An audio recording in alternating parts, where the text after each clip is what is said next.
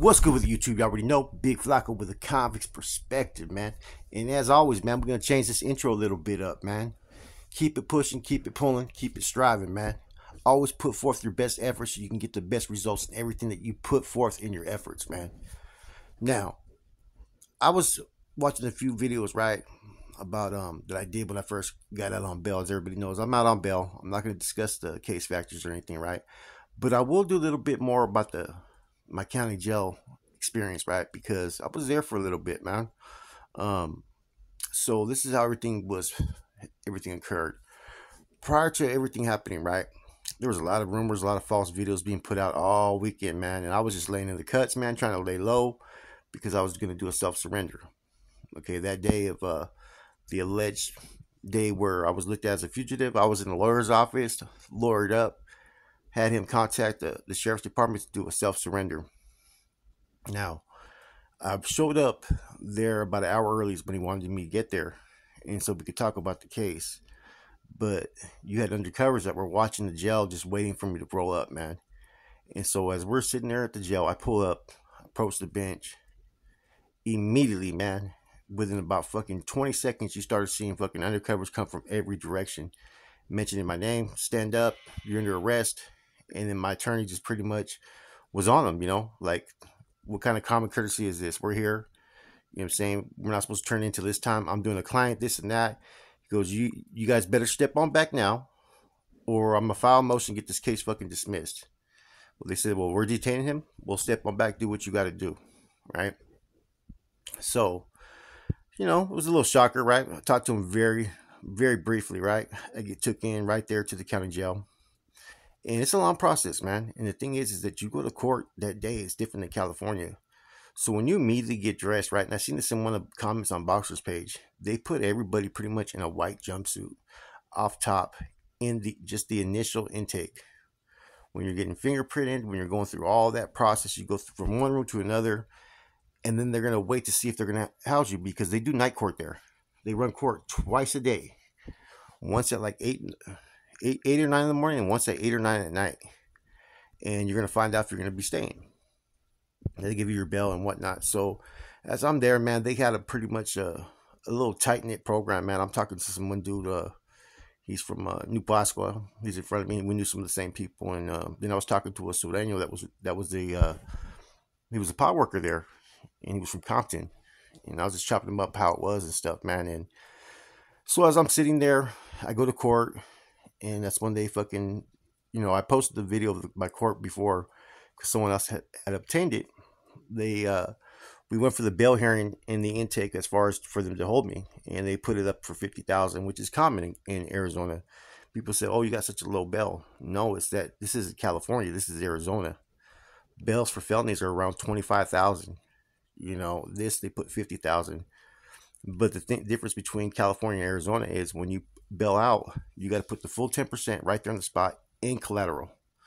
Whereas California, you can just put the money up and make payments. So I'm there, and they go through all this process. And now see what they do, man, is you got such problems with the fentanyl and people coming in kicking drugs that they put you in this fucking detox fucking unit. And it's basically they give you these boats, which you put your fucking mattress in. It's a fucking trip. And they put me in one of those pods. You know what I'm saying? This is where I was for about 4 or 5 days, longer than I should have been. Usually they're just for 72 hours. About 8 to 10 men, and most of them are fucking coming off of drugs. And it was like it was cool though, at first, because the people there, they were all right dudes, man. You know what I'm saying? They weren't, I started learning about this term kinfolk, which is the blacks, Chicanos, Paisas, and then, the Woods. You know what I'm saying? That's just how they pretty much operate in that county jail. Those are the terms that they use, I guess, in Arizona. Right? And then you got your chiefs. The chiefs are the natives. So we got all this there, man. And so we're barely coming out maybe once a day for an hour, or even if that, and I met one dude that was a kinfolk. He'd done time in the prison, but there was a bunch of people that really hadn't done too much time where I was at. And so they house you in accordance to your charges, right? Now, when I was in intake, they asked me where I wanted to go. They offered me PC. They offered me Ho, and I told them no. Okay. I'm in another state. My issues are between me, the NF, and whatnot. That's about it. If people want to make it their business, they can make it their business. That's on them. And that's not me pushing a hard line. It's just that's just who I am. You can house me where you're gonna house me. I'm not tripping. So they elected to house me in GP. Finally, they moved me to a unit called 3 Delta, 3D. And there was, I guess, Daniel Sides. He talked to someone that's from out here, and they pretty much confirmed that I was actually in fucking the GP unit 3D, which is the truth. And so when I was going there, the officers made it seem like this was like basically like a level 4 for like a county jail, right? But let's keep it in this respect. This was a county jail. This wasn't no prison. It'd be a whole different element. This isn't California. It'd be a whole different element because there'd be people that would know me there, you know. And California would be probably they would be abreast of who I was, and they probably would not put me out there in the GP. They probably would put me in the hole. That's what they've always done. They've always put me in that city. Now, some people say, well, why wasn't there any issues or problems because of your past? Because my issues have nothing to do with any of these vatos that are here. I'm not part of their political group. I'm not part of their fucking, affiliations. If anything, I may be considered an opposition just based upon who I am. You know what I'm saying? As far as from Northern California. So, basically it's not their business. It's like if a white or black comes into a pod in California, we're not going to press that line because they're not our concern or our issue. Same thing if someone came in from Texas, which just happened in our county jail. We don't know their whole background history. And even if we did, it's not our business or affairs as long as they hadn't done nothing to our people. And that's how, politics are played in prison. So I get to this 3 Delta and they sell me up with a Damu, right? Blood from, he's from Beaumont. And this dude was pretty fucking pretty solid, man. He had I'm not gonna talk about his case, but he had a pretty federal case that they were trying to get on him. And he was already doing time in the feds. And he had a players club, hookah lounge in Beaumont, Texas. So if you're from Beaumont, you know exactly what I'm talking about, man. And he was a good dude, man. You know what I'm saying? We just clicked instantly, and you know what I mean. He's heard of North Daniels, right? But he's never really met too many. You know what I'm saying? And see, even though I'm not, whether you call me active or inactive, I don't use those terms. You know what I'm saying? Only way I know to function in jail is as a North Daniel. There's no North Daniels there. I'm just, that's where I'm from. I'm from the Bay. You know what I'm saying? And I was real upfront about that. And so that kind of got spread real quick. There was one black dude that was from Gary, Indiana. He was a big dude, man. He's like, oh man, you rock with us, you kinfolk. You know what I'm saying? Like, I'm like, nah, man, I go check this out. I go, I'm rocking by myself, man. Here, I said, whatever issues or problems that may arise for you or for me, those are my issues to deal with. You know what I'm saying? And I wanted to be very clear because, that's the only way to pretty much operate in a county jail that has different types of politics. Like I said, I was seeing things that were kind of fucking, interesting. I seen blacks and whites sold up. I've never seen that before. So finally, I'm starting to peep game. There's a Crip there from LA. He's from I want to say 93rd Hoover, I think it was where he was from, right, or 94th. So I go tap in with him. Use my social status of equality as far as I know how to interact with people to get a vibe for what's going on there. And he said, man, this place is different. He goes, just look around, man. Not everybody's wearing their shoes. And I noticed that there was individuals that were like programming like how we do in California, wearing their shoes. And this group was called the Chicanos, right? Now, I started to figure out that there was basically 2 sets of Chicanos, but they were rocking together in there. There was 3 Sureños that were from Los, LA areas, right? Monteflores, Harbor, and the other one, I forgot where he was from, man. But they were there. You know what I'm saying? And one of them, they finally jammed me up a little bit, right? And not jammed me up all crazy. He goes, hey, so where you from, man? And I said, I'm from the Bay, North Daniel. Just on instinct. Which you may not want to say that out loud. And I was like, all right, let me see who this dude is, man. So the dude's name is Flaco as well. So we're chopping up. He's been down for 7 years. And he's giving me the whole rundown about what happened in something he said in the feds between the AZMA or something like that. And that the North Daniels pretty much, chopped him up pretty bad, and that in the Arizona system that they have a green light, and that a couple North Daniels have been hit pretty bad. And he goes, and he's just explaining it to me. And I'm like, oh, I'm just here just doing my time. I'm not here to cause any issues and cause any problems. He goes, well, he goes, beat the roof shot. He goes, because there is dudes that maybe want to get that patch, and what they mean by patch is basically that metal stamp. Dude goes to court, gets 20, 30 years. He's striving. He may just want to do that fucking movida. I'm a target right there, regardless. And he's keeping me abreast. And I said, I appreciate that, man. And I'm programming just like as if as if I'm active, because it's just the only way I know as far as my senses. I'm out there on the tiers every time the door pops open. My security is just like it would be anywhere I'm at. And see, that doesn't matter if I was on an SMY or on a GP, I'm gonna be still doing those same things. I'm reading body language. I'm watching where kites are going. I'm watching all this shit. So I already figured out who the shot caller is for the woods, right? And then who the shot caller is for the Chicanos. And then I think a day or two later, I'm there, right? And I'm just kind of observing, right? And a couple of these fucking white dudes were trying to like be friendly a couple of times to me, and I kind of brushed them to the side a little bit, like respectfully. And then one of them finally came up to me and he goes, "So man, do you run with white boys or what?" And I said, "Nope." And then and then he turned and looked at a particular cell, which was the one I already identified as a shot caller, which was some corner cell.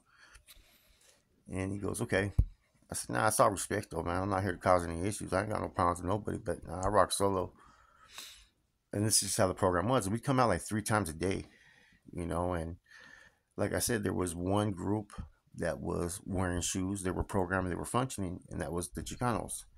And then the Cali Sureños pretty much would follow pretty much, you know what I'm saying, in line as far as respecting that this is AZ's house. That's what I was getting, you know. Sometimes they would have the Cali car, but I know with, the North Daniels in general, that first of all, even though I'm not active in the mix like that, I'm still not gonna let no one cater and dictate my program. So I wasn't even gonna ever follow under that type of guidelines, because it's never been like that, and it never will be. But there was respect. I'd go chop it up with the Southsider, and we talk about Cali and what's going on over there and stuff like that. And there was no like immediate threats, and that's when he started breaking down about how people were like signing certain chronos and stuff to go to yard to program on certain yards. It's kind of like a non-designated program yard now. They don't have SMY really in I think the state of Arizona. I think they have maybe 5 yards that are active, where there's no basura. And like they started to turn certain yards over. They have these yards that are called SO yards, which means sexual offenders. They have these other yards. Now they're trying to put them all together. And not everybody, but for the most part. So you have to sign a chrono that you're okay, that you have no problems programming on these yards with different individuals. And that's why a lot of people have been falling out. Or certain people that were there in that pod, he was telling me that he had just left because he wouldn't program on certain situations, and those yards turned over. He goes, "Yeah," because a lot of dudes in here, they ain't active. What you mean? He goes, "Well, they get decided to program on bad yards." Now, this is part that people need to really understand, right? When you anticipate anything could happen and being on your toes, right? You're always one step ahead because you're prepared for anything that comes your way. See, when removals go down on California prison yards, a lot of times the target doesn't always see it coming. It's always coming from his own people.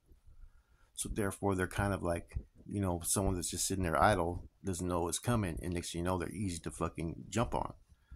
It's not so easy, you know what I'm saying, with one, if anybody's about that action, you know what I'm saying? What I mean about that action, they can handle their own, right? You got to really come full force, and not everybody always does in those situations when they go for removal. Sometimes they do, don't get me wrong. Anybody can get it at any time, but also anybody can hold their own at any time. It's just like in the 80s and 90s. You would have degenerates and dropouts on these yards that would hit main lines. Eventually, they try to move on them. These dudes would handle their fucking business. So yeah, still have to be on your toes, man. But people fail to realize that, man. That, like I said, man, you get moved on at any moment, but still handle your fucking own. It's not like people are gonna just fucking rush you with like 8, 10 dudes just to take you off and remove you from the place. They're always gonna send like maybe 2 or 3. And a lot of people who are about that action can usually handle 2 or 3. Doesn't mean they're gonna get the upper hand. It doesn't mean that they may not get them. But a lot of times they're able to hold their fucking own. And then the people who are doing the movida have done their job, which was to get the target out of fucking their fucking mist. They don't want to function with them, you know. But with me, I'm not a part of any of these groups. I'm not a threat, you know. I don't follow under any of their bylaws or their consequences or their decisions, and that's where politics come into play.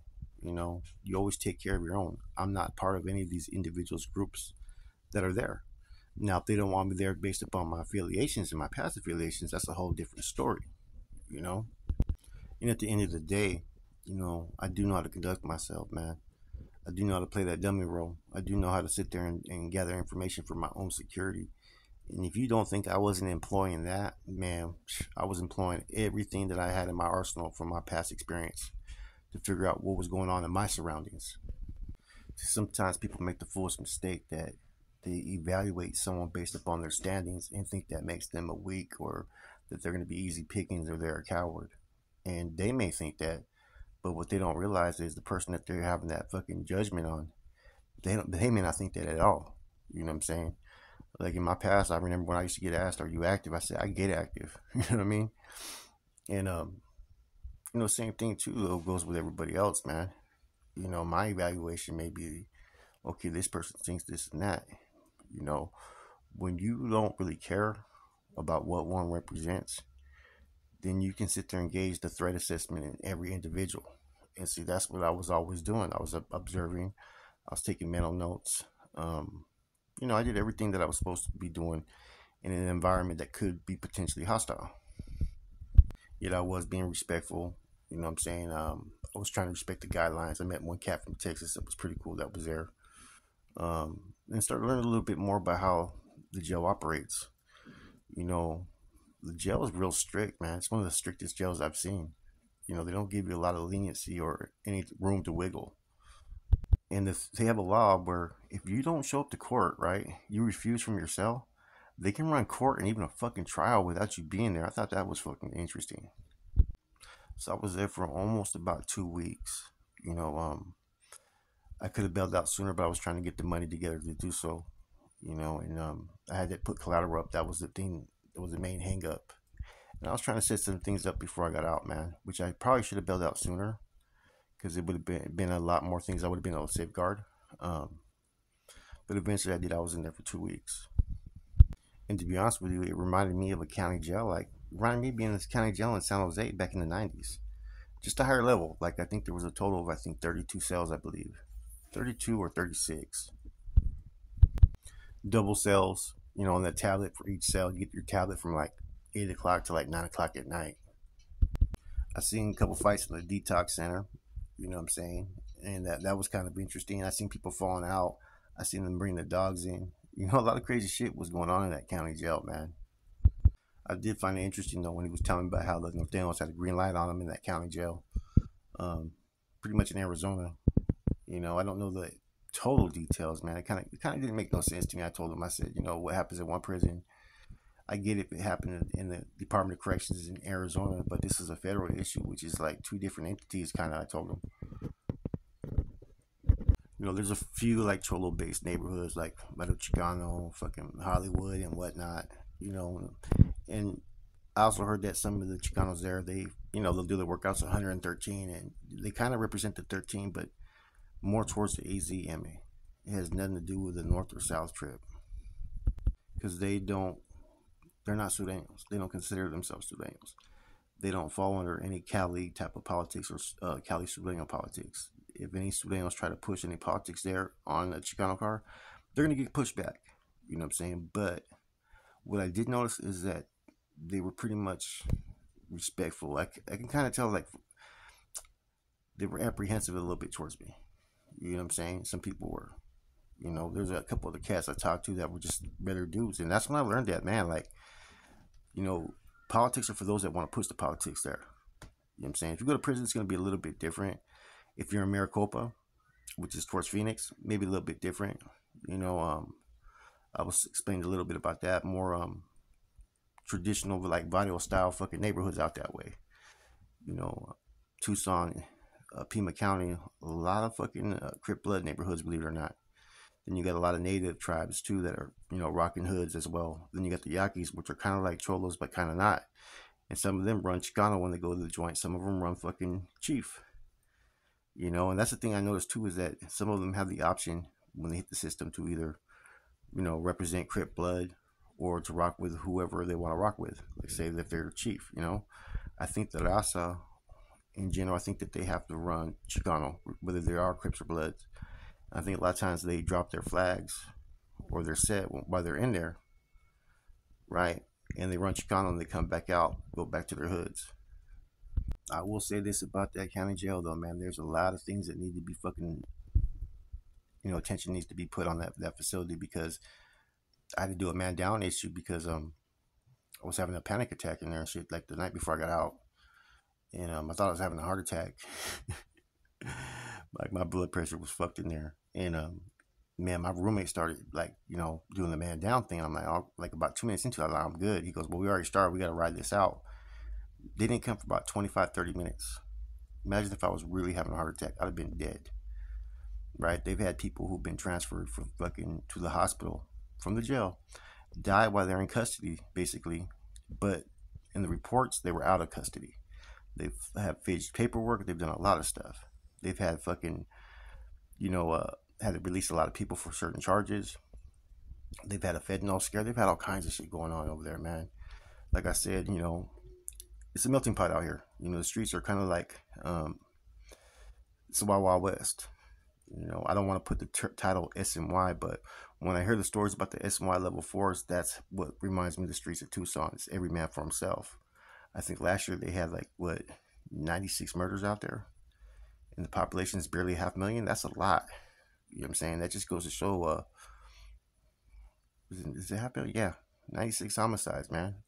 That's like comparable to places like Stockton and other areas as well. You know what I mean? And eventually I got released. And that was pretty much my whole stay in my journey. There was nothing kind of out of the ordinary.